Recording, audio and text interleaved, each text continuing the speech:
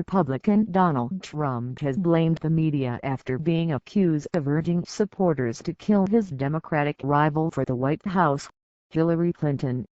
He told Fox News dishonest reporters had twisted his remarks, which appeared to suggest that gun rights advocates could stop Mrs. Clinton if elected.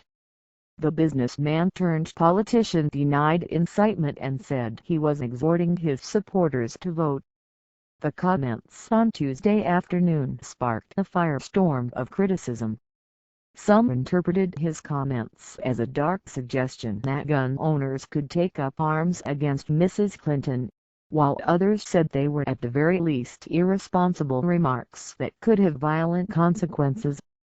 The highest-ranked Republican, House Speaker Paul Ryan, said it was an inappropriate joke, and Democratic Senator Elizabeth Warren said it was a death threat by a pathetic coward who was sore because he was trailing in the polls to a woman.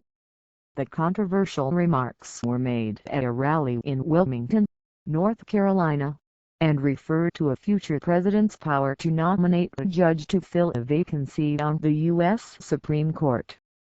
The Republican presidential nominee said of his Democratic opponent, "Hillary wants to essentially abolish the Second Amendment, by the way, and if she gets to pick her judges, nothing you can do, folks. But the Second Amendment, people, maybe there is, I don't know." The Second Amendment enshrines the right to bear arms in the U.S. Constitution, and there is no evidence that Mrs. Clinton wants to abolish it, although she does want to tighten some restrictions.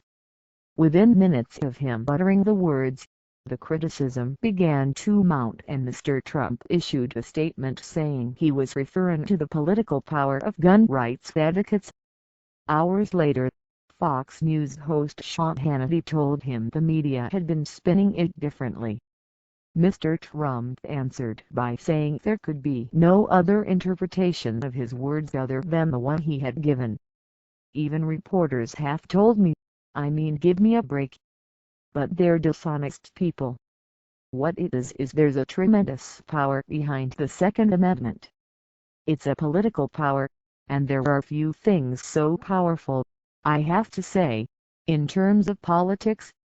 Mr. Trump's remarks come after 8 days of negative headlines and falling poll numbers.